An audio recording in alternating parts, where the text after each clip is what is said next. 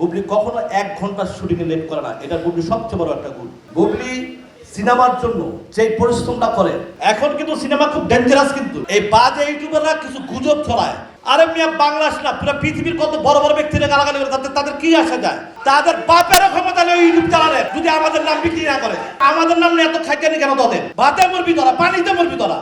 বুবলিকে আমি যথেষ্ট আমার ছোট বোনের মতো আদর করি।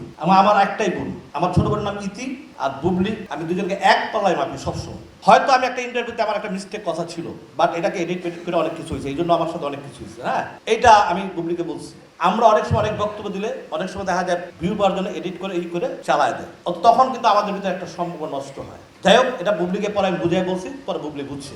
বুবলি সিনেমার জন্য যে পরিশ্রমটা করে, এটা আমাদের নিজের চোখে দেখা। ভোর 5টার সময় বুবলি উঠেছে রিভেঞ্জ ছবি শুটিং করার জন্য। 5টার সময় আমাদের সূর্যের আমাদের একটা শট নিতে হবে। হ্যাঁ, এত কষ্ট আমি বাংলাদেশের কোনো হিরোইনকে আমি দেখিনি। আমি অনেক ছবির সাথে জড়িত ছিলাম। হ্যাঁ, অতএব বুবলি নিঃসন্দেহে একজন ভালো আর্টিস্ট। আমাদের যতগুলো নায়িকা আছে আমরা যে দেখি, বুবলি কখনো 1 ঘন্টা শুটিং এ লেট করে না, এটা বুবলি সবচেয়ে বড় একটা গুণ। রিভেঞ্জ, যেটা বুবলি বলছে, রিভেঞ্জের গতিতেই চলবে। রিভেঞ্জের গতিতে চলবে। রিভেঞ্জ যারা দেখবে তারাই বলবে রিভেঞ্জ কেমন হয়েছে। বিচার করার দায়িত্ব দর্শকের কাছে, আপনারা আমার কাছে না। আপনারা আমাদেরকে প্রচার করবেন, আপনারা আমাদেরকে ভালোবাসা দিবেন, সেই জিনিসটা আমরা চাই, আর কিছু চাই না। বিচারের দায়িত্ব যখন সিনেপ্লেক্সে বা সিনেমা হলের দর্শক যাবে, তখন আপনারা তখন সবাই কিন্তু থাকেন কিন্তু ক্যামেরা নিয়ে।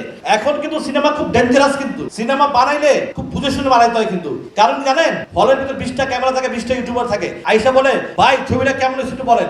যদি আল্লাহর রহমতে ছবিটা খারাপ হয়, তাহলে কিন্তু আমরা দেখছি রাজকুমারের ব্যাপারে যে কেমন গালাগালি, কি প্রকার, কত রকমের কি আমরা কিন্তু দেখছি না। এর আগে কি ছিল? এর আগে রাজকুমার নিয়ে এর আগে কি ছিল? কি ছিল না, এর আগে আওয়াজটা কি ছিল?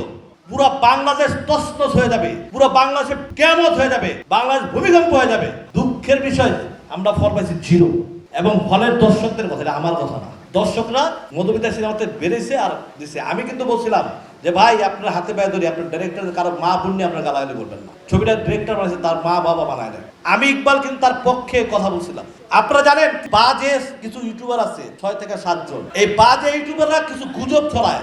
এরা পুরো পৃথিবী বাংলাদেশে আইনা পড়ছে। এখন পুরো পৃথিবী এখন বাংলাদেশের জন্য আইনা ফেলছে, যে পুরো পৃথিবী বলে বাংলা ছবি দেখে। তাহলে হলিউড বলিউড হংকং এর গাড়া গেল গা। আমার কথা হলো একটা ব্যাপার, আমার যারা বক্তব্য আছে, আমি কিন্তু বলতে পারি যে আমার দর্শক তোমরা বসে না করে, ভাই তোমরা গাইল দাও, কিন্তু আমি কিন্তু এরা বলি না। আমি কি বলি জানেন, যে সে যদি আমারে বকা দেবে, তোমাদের সমস্যা কি? আরে মিয়া, বাংলাদেশ না পুরো পৃথিবীর কত বড় বড় ব্যক্তিরা গালাগালি করে, তাদের কি আসা যায়? ওই আজকে কে জানি বলে আদনান বলে একটা সাক্ষাৎকারে দেখছিলাম, আদনানের, আমার বন্ধু আদনানের, যে কে কি করলো আমি ড্যাম, কে আমার সামনে কিছুই আসা যায় না। আর এগুলো আমি পড়িও না, এগুলো দেখিও না। আমরা কিন্তু সেম একই স্টাইলে বাস করতেছি।